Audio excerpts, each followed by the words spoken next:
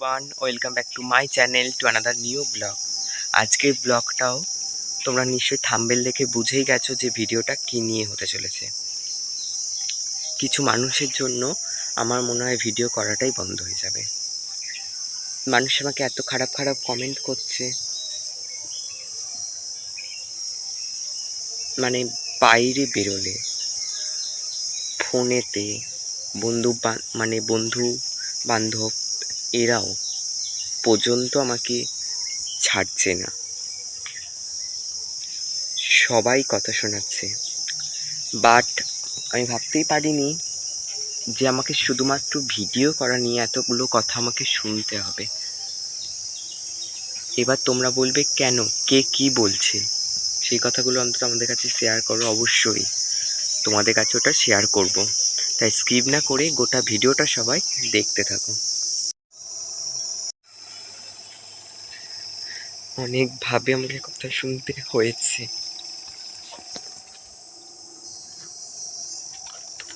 বাড়ির চারিদিক থেকে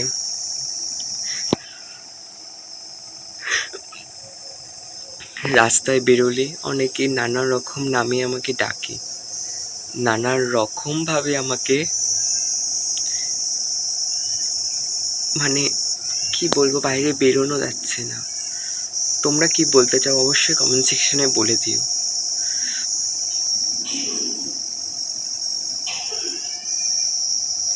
নানাভাবে আমাকে এরকম করে, নানা রকম ভাবে আমাকে কথা শুনতে হয় যে তুই একটা ছক্কা, তুই হিজড়ে, তুই মেয়েলি, এই টাইপের কথা তোমাকে শুনতে হয়। আর আমি যেহেতু একটা ছোট্ট গ্রামে বসবাস করি, তো আমাকে তো বেশি কথা শুনতেই হবে। আমার মনে হয় আর ভিডিও দিতে পারবো না তোমাদের কাছে। তোমরা কি চাও অবশ্যই কমেন্ট সেকশনে জানিও। আর আমার চোখ দুটোর অবস্থা জাস্ট দেখো। তোমরা হয়তো ভাববে আমি ইচ্ছা করে কাঁদছি, না, তোমরা চোখগুলো দেখলেই অন্তত বুঝতে পারবে। দেখো, হয়তো জীবনটাই এরকম, বা জীবনটাই এটা হতে চলেছে, সেটা তো আমি জানবো না। এবার আমি কি করব এখন? এত লোকের কথা শুনে কি আমি থাকতে পারবো? করছেন পাড়ার কিছু মানুষ, আর আমার ঘরের মানুষ তো আছে। একটা কথা সবসময় আমি এটা জেনে গেছি বড় হয়ে, বা এটা আমি বুঝতে শিখে গেছি, যে যার কাছে টাকা থাকবে তার কাছে কিন্তু সব থাকবে। সুখ, হাসি, মানুষের ভালোবাসা। আর যার কাছে টাকা থাকবে না তার কাছে কোনো সম্পর্ক আর থাকবে না। এটা আমি বুঝেই গেছি। তবু আমার মন চেয়েছিল সংসারের হালটা যদি আমি একটু ধরতে পারতাম, কিন্তু আমি কি করবো, আমি এরকম আমাকে এটা ভগবানই সৃষ্টি করেছে কিন্তু। আর কিছু না কিছু ভেবেই আমাকে এটা সৃষ্টিটা করেছে।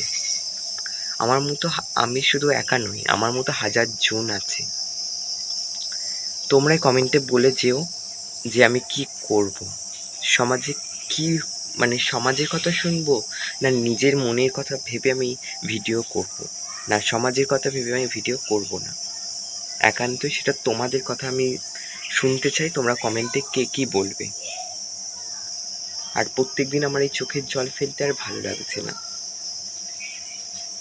বিশ্বাস করো। দেখো ওই যে ওখানে সোনামণি দাঁড়িয়ে আছে, কুক, ওই দেখো দেখছে কেমন, দেখতে পাচ্ছ? ওটা আমাদের সোনামণি। হাই। কিছু কিছু মানুষের চরিত্র যেন গরুর মতো হয়, ভালো তো কাউকে বাঁচতে পারবে না, ভালো না বাঁচতে পারলেও ছোবলটা মারতে শিখতে হয়। যেমন এই যে আমাকে বলে তোমাদের মাটির বাড়ি, তো তোমরা কিভাবে থাকো ওই মাটির বাড়িতে, সেটা আমরা জানি, আমরা কত কষ্টে যে থাকি। আর তোমরা তো অনেকেই হয়তো ভাবো যে আমাদের ঘরটা কেমন। আজ তোমাদের সাথে আমি সেটাই শেয়ার করব। আমাদের ঘর কেমন, পায়খানা বাথরুম কেমন, আমরা কিভাবে জীবনযাপন করি, সেই সব ভিডিও তো এই ভিডিওটাতে আজকে দেখাবো। চলো, আমাদের উঠোন, উঠোন থেকে গিয়ে এটা হলো আমাদের দাদাদের বাড়ি, আর এই হলো আমাদের বাড়ি। চলো ভেতরটাই ঢুকি। এই যে এইটা, এখানেই আমাদের দিনের বেলা রান্না হয়। আর ওইটা হলো পায়খানা বাথরুম।